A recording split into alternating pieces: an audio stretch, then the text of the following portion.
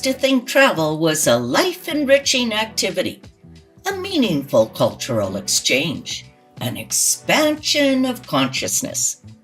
And sometimes it is. But other times, travel is basically emotional troubleshooting with better scenery. Because if I'm honest, through working on the content for this channel, I made a surprising discovery that many of my travel experiences began with me staring out a window thinking, I bet my problems would disappear in the mountains. And weirdly, sometimes they do. Not because travel magically fixes your life. You can have a full existential crisis in a beautiful location. In fact, many upgrade their existential crises specifically for international settings.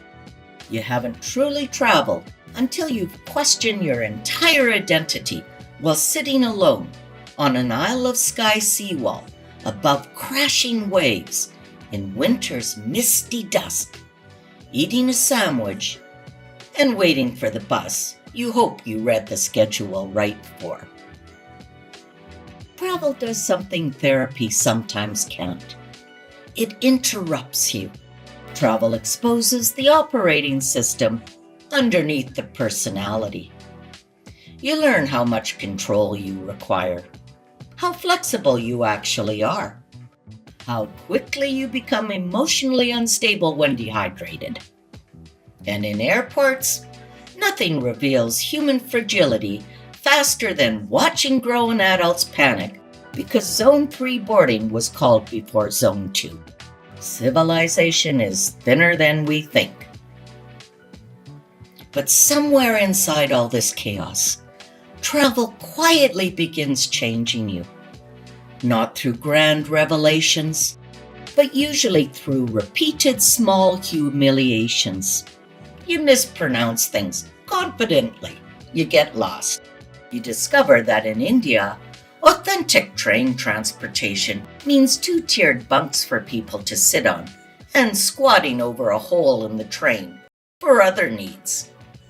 But then there's always the chai walla with the best sweet milky tea standing in the aisle, so things aren't all that rough. With that infusion of sensing challenges, your ego slowly starts losing muscle mass, which is healthy. At home, your identity becomes efficient, too efficient sometimes. You know the roads, the routines, the coffee order, the version of yourself everyone expects. But travel removes those automatic settings. You have to pay attention again. And attention is where transformation lives. I've noticed this especially while traveling through the Himalayas. The mountains have a strange effect on human beings.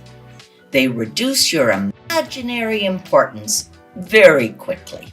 You can arrive carrying ambition or emotional complexity, and then you stand beside a mountain that stood since before civilization, and you realize, oh right, I'm essentially a houseplant with opinions, which is oddly comforting and definitely demands presence.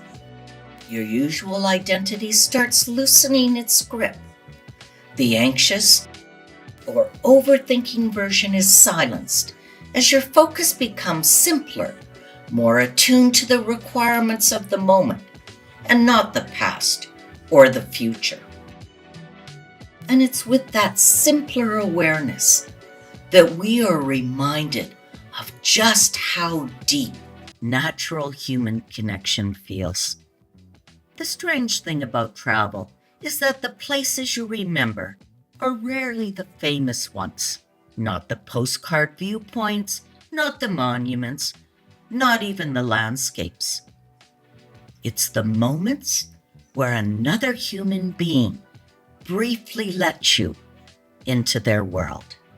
For me, that was never demonstrated more clearly than in Kashmir, when on a farm high up in the Himalayan mountains, the two teen daughters shared my sunglasses and preened for photos and selfies with me. Without a word understood between us, we spent 20 minutes engaged in the international language of laughter. That day was an experience of human capacity for bonding across perceived barriers. It was so pure, and it has been simply unforgettable. Bhutan felt emotionally quieter than the other two Himalayan countries, Kashmir and Uttarakhand. There's a kind of emotional spaciousness there that I struggle to describe properly. People were less rushed internally, less consumed by urgency. In the mountainous regions of Uttarakhand, life felt physically harder, but emotionally less fragmented. 3 different cultures, 3 histories, 3 religions, one common thread. People connected to something immediate and real around them. The land, families, life itself. And being around that changes you. One of the strangest things travel reveals is how many of our emotional habits aren't actually permanent parts of ourselves. They're environmental. The constant stimulation, the pressure to optimize, feeling that your worth is somehow tied to productivity. You leave your normal environment long enough, and suddenly your nervous system starts behaving differently. You breathe slower. You notice more. You laugh more easily. And while therapy helps you understand yourself, travel temporarily removes the self you've been performing for years. And that's how travel can change you more deeply than therapy. Travel also reintroduces wonder into a brain that's become over-professionalized. At home, we stop seeing things because we think we already know them. Travel forces your senses back online. Smells, rhythms, languages, new ways of living. Your brain suddenly wakes up like, oh, we're experiencing fully again. Excellent. And occasionally, travel creates the deeply spiritual experience known as perspective. And maybe that's the most healing part of all, that travel reminds us your struggles are happening inside a much larger human story. That people everywhere are trying, failing, loving, grieving, laughing, beginning again. Therapy can help you understand yourself, but travel helps you understand your scale. You realize you are both deeply important and completely insignificant simultaneously. A temporary human moving through a very old world, collecting moments you never could have planned. And somewhere along the way, without fully noticing, you begin changing.